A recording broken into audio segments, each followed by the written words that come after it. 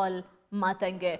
We begin this bulletin tonight, where today marks a significant milestone in the bilateral relations between the Republic of Kenya and the Republic of Italy, particularly in the education sector, and represent a bold step forward in a shared vision for sustainable development. This morning, the Cabinet Secretary for Education, Honorable Julius Migoso Gamba, together with his Italian counterpart, Her Excellency Ms. Anna Maria Bernini, launched the Kenya-Italy Higher Education Science and Research Roadshow and inaugurated the Enel Foundation as well as the Rest for Africa TVET program at the Strathmore University in Nairobi.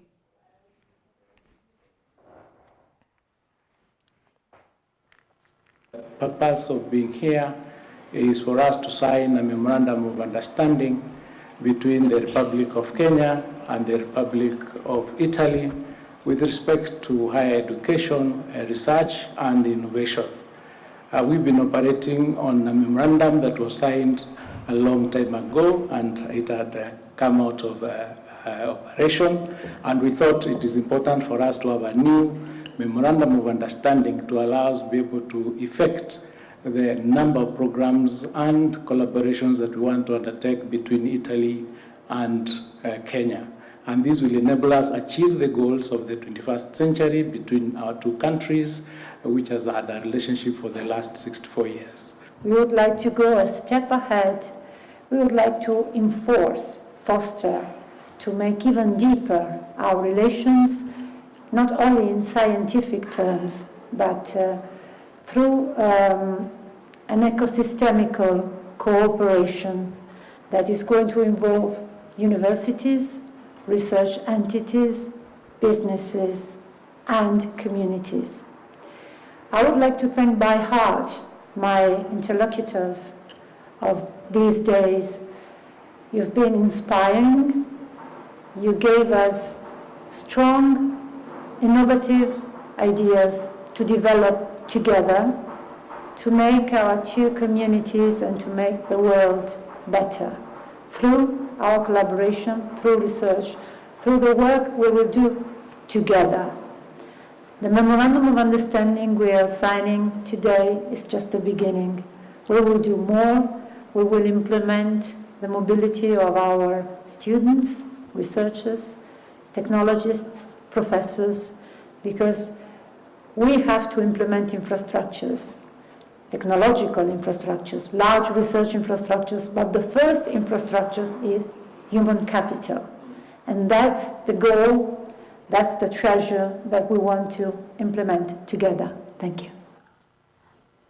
And now shifting the focus from education to diplomatic missions. Today, President William Ruto hosted the heads of diplomatic missions and international organizations at State House, Nairobi, for annual briefing that focused on strengthening global partnership and performing the United Nations. Zipporah Gaturia with more details. The diplomatic briefing, President Ruto said Kenya remains a firm advocate of a rule-based international order among growing global instability, as Kenya reaffirms her commitment to sovereignty and territorial integrity as elevated in the United Nations. Kenya remains a firm proponent of a rules-based international order. Amid growing global instability, we reaffirm our commitment to sovereignty and territorial integrity as enshrined in the Charter of the United Nations.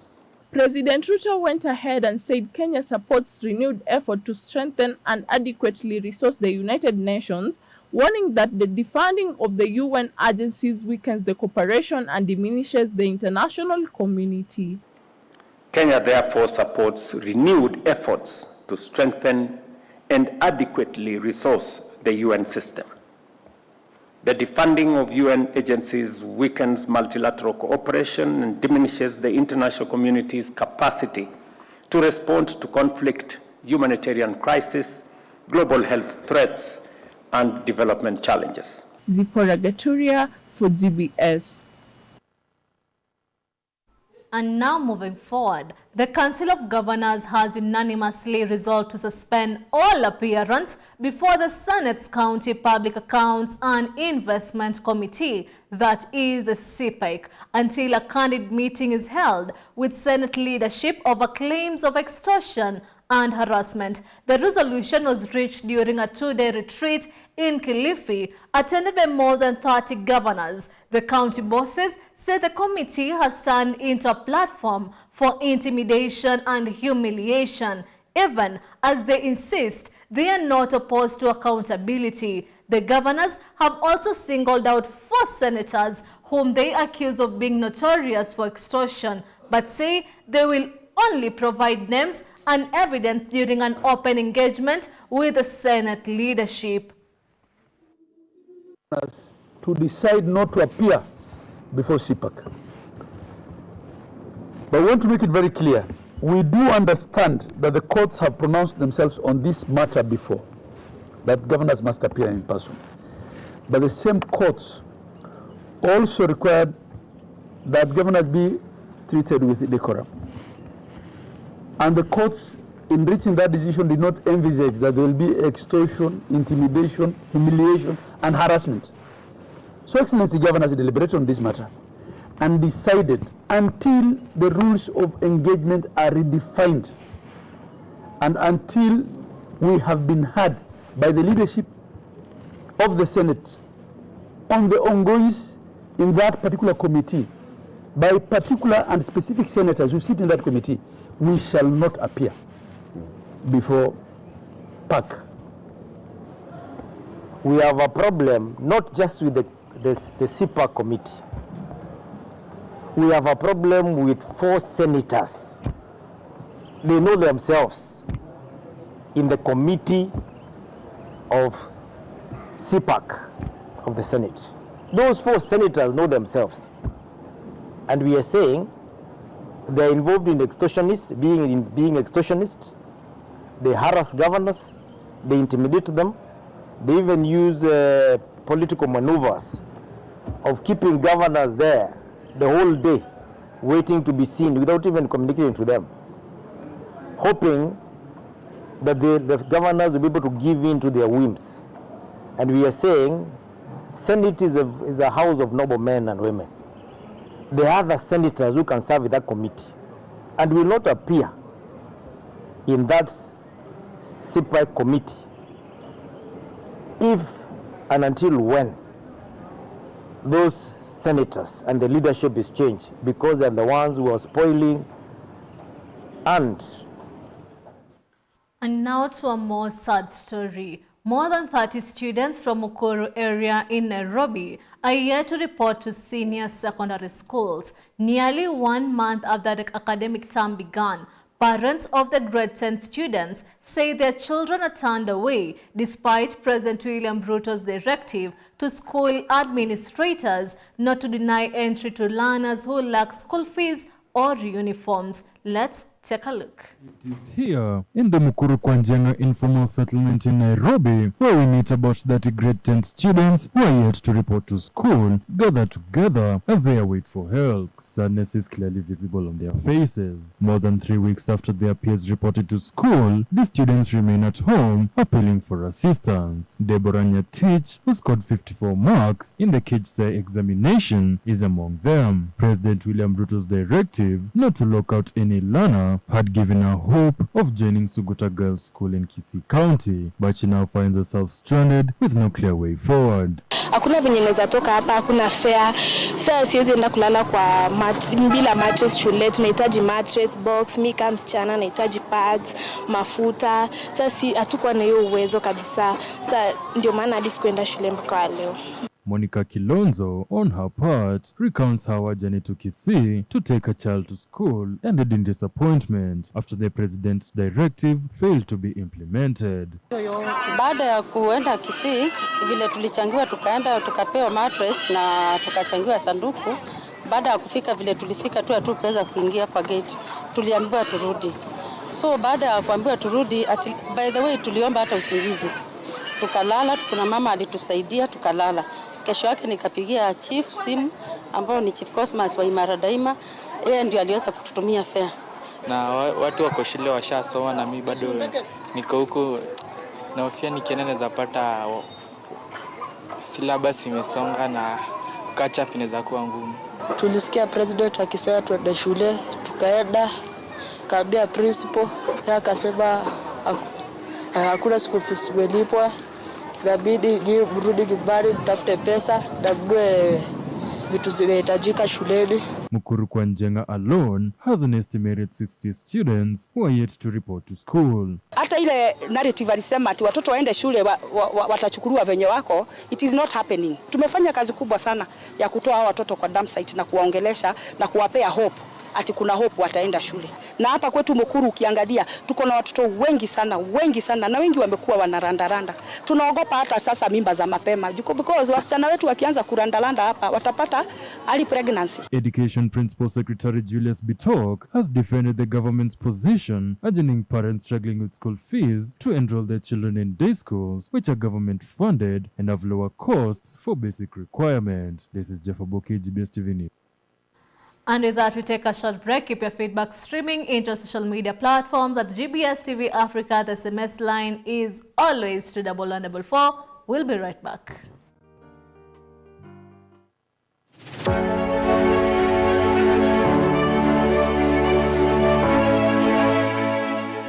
Hey yo, Mambo VP man, Mambo VP. Welcome to Echo Muziki. This is the best gospel show in East and Central Africa. My good name is Bensi, but you can call me the True Ninja. And of course, I'm not alone. I'm with the baddest, the illest, the freshest, Mr. Chicky DJ Jalaz with a Z. Yes, sire. This is where we bring you the top gospel song of the week. The top 10 best gospel jams in the week, of course.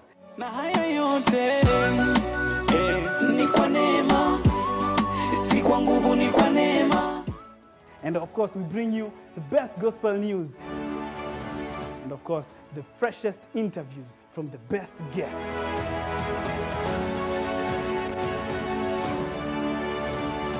Catch us live each and every Saturday starting from 10 a.m. to 1 p.m. So make sure you tell your friend, to tell a friend, to tell his friend that this is the best show.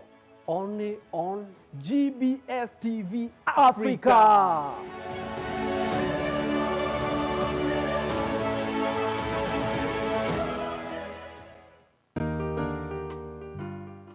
Today we're going to make ta-da!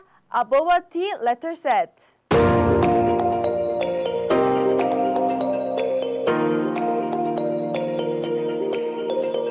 We're going to make the letter set.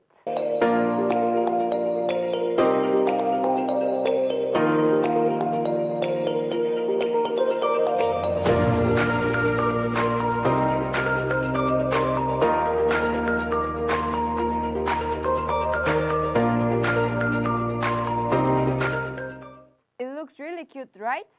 Now we are finished to make. For today's topic, we are going to be talking about tranquility in diversity, celebrating Africa through youth expressions. Have to understand that our parents are from a different generation from ours. For sure. And so there are things that they might not understand. So what the girl should do, just like Amelie Samesema, just make sure musema kichwa ngumu polite. I don't know if there is a word. Kichwa ngumu polite. When I started modeling, my mom was against it. Kabisa, like she never wanted to hear anything about modeling. She used to tell me, you're supposed to concentrate in school. So every time I used to go for a modeling event, my mom would call me and quarrel me. So most of the times I used to hide. I used to go to events secretly. So when Miss Tranquility happened, they posted the event. It was online. And she saw, I think she saw on television, Amelie Nyongesa crowned Miss Tranquility. That is my daughter. That is my daughter. Yeah. So my mom called me and told me, why didn't you tell me you're going for the event? I told her, how could I even open up and tell you I'm going for the event, because she was so against it. Africans, we are great. We do a lot of things, but we are not credited. As a model, like you can't crown a beauty queen without brains. Like they say, beauty with brains. As a model, you shouldn't be losing your heritage just because of what you watch on YouTube or what you see on TikTok or on Instagram. Keep once a model, okay, mi usema once an artist, hii kitu ita sound fiti na Kiswahili. Manze once a msanii, always a msanii. I think there's a lot we don't know out here about this industry, but that's why we're here anyway. Yeah.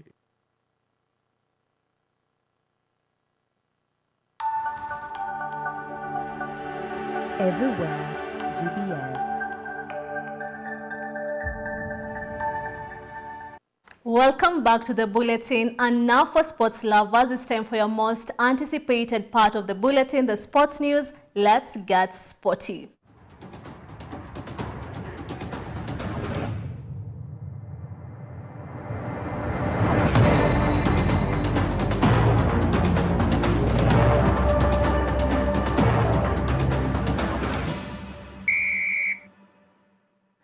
And now to begin our sports news. In a weekend defined by a David versus Goliath narrative, the Mozart Bet Cup has delivered its first major casualty. FC Leopards, one of Kenya's most storied football institutions, has been sent packing by Kayole-based side BB Bread. BB Bread pulled off a classic cup upset at Police Sacco Stadium, drawing 2-2 with AFC Leopards before winning 4-3 of penalties in the Mozart Bet Cup. The Kayole side stand Ingwe with 2 early goals, but Leopards fought back through set-piece headers to level the match. After tense shootout, goalkeeper Ezekiel Owade, facing his former club, proved the hero as BB Bread advanced, showing once again that knockout football has no favorites. Welcome mikate kutoka sehemu za Kayole. Awali nikisemezana na mmoja wao katika benchi la ufundi akaniambia subiri mzee. Following Kenya's 1-0 win over Tanzania in the FIFA Under-20 Women's World Cup qualifiers, the focus has shifted to a war of words between the two camps. While Kenya celebrates a vital first-leg lead, Tanzania coaching staff is pointing fingers at playing surface at the Ulinzi Sports Complex. After Kenya's 1-0 win, Tanzania coach Marco Kazumbe blamed the poor pitch for limiting his team's passing game, calling the deficit small and vowing a different outcome in the return leg at the Azam complex. Kenya's coach Jacqueline Juma dismissed the complaints, stressing preparation over conditions and highlighting her squad's development and cautious integration of young players. Kwanza nichukue nafasi hii kuwapongeza wapinzani wetu kwamba wamecheza na wamepata ushindi. Lakini cha pili kwa wachezaji wangu kwa kufuata vizuri maelekezo, na tumecheza vizuri kama away game, tumefanikiwa. Lakini kikubwa ni kwamba approach ya game yetu haikuwa nzuri kwa sababu ndani ya 10 tumekuja kurealize hali ya kiwanja sio nzuri, na niseme wazi kwamba Wakenya wana nafasi ya kufanya mashindano makubwa, lakini pitch hii haiko rafiki kwa mpira. Kwa hiyo niseme kwamba plani yenu imefanikiwa kwa maana ya kutuweka katika uwanja kama huu ambao haustendi kucheza football katika level hii, kwa sababu Kenya mna viwanja vingi vizuri. Lakini yote kwa yote, mechi haijamalizika, mechi imeenda Chamazi. Tulikuwa na approach ya kupata matokeo sare ama tupoteze kwa margin ndogo sana ya magoli. So tulifunga goli moja bila. I'm happy kwamba I'm sure tunakwenda kurusha ile goli moja na kupata matokeo mazuri. Tunakwenda kwenye surface nzuri, kwenye pitch nzuri ambayo kila mmoja anafahamu tunacheza mpira mzuri. Nimesema Kenya sio kama hamna pitch nzuri. And now to international news. From Arsenal's relentless march to Manchester City's dramatic late show at Anfield, Match Week 25 has delivered one of its consequential rounds of season so far. Arsenal tightened their grip on the title race with a 3-0 win over Sunderland, briefly moving 9 points clear, while Manchester City kept the pressure on by beating Liverpool 2-1 at Anfield with a late Haaland penalty. Manchester United strengthened their hold on the 4th place with a 2-0 win over Tottenham, as Crystal Palace edged Brighton and Chelsea beat Wolves 3-1 at the top. Arsenal lead on 56 points ahead of City and Aston Villa.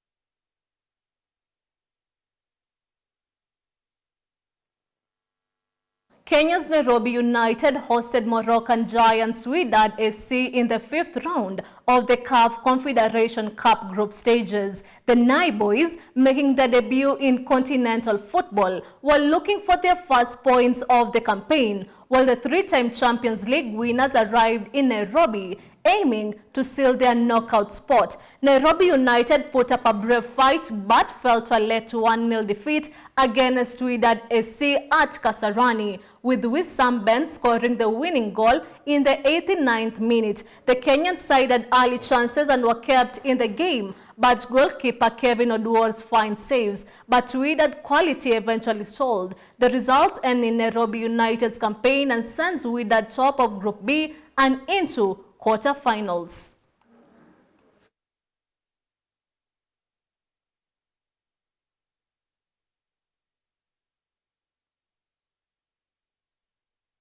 Kenya's Rising Starlets are halfway to the 2026 Poland mission after a tough 1-0 win over Tanzania. Now camped at the M-Pesa Foundation Academy, the team is sharpening its precision and tactical focus as it prepares to defend the narrow advantage in the return leg. The Rising Starlets stepped up their preparation in Thika under coach Jacqueline Juma, focusing on quick passing, tactical fluidity, and defensive shape ahead of their return leg against Tanzania, with Captain Fasila Adhiambo and scorer Elizabeth Mudeva central to the drills. The team is aiming to add an away goal to protect their 1-0 advantage. The squad flies to Dar es Salaam on Thursday, knowing that avoiding defeat will send them into the final round of the Under-20 Women's World Cup qualifiers.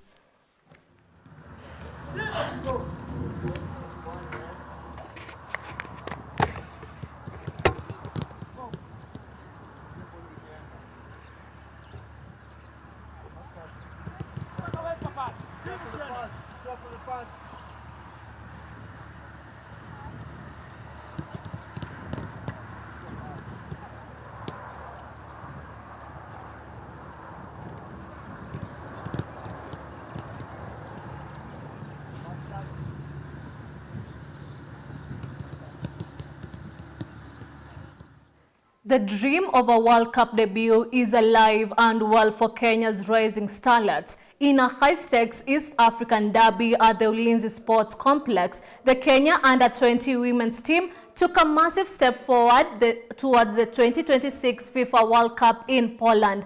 It was a battle of nerves, tactics, and regional pride. But in the end, a single moment of brilliance separated the two sides. Kenya Rising Starlets edged Tanzania 1-0 in a tense first-leg qualifier, with substitute Emily Moranga setting up Elizabeth Mideva for the late winner in the 85th minute. The first half was tight, including a disallowed Tanzanian goal, and the match ended with a some sport game debate over the pitch conditions. The result gives Kenya a slim advantage heading into return leg in Dar es Salaam, where avoiding defeat will keep their qualification dream alive.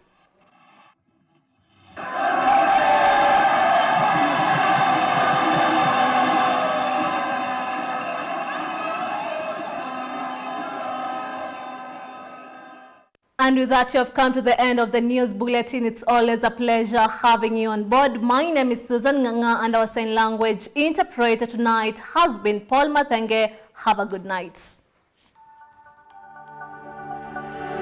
Everywhere, GBS.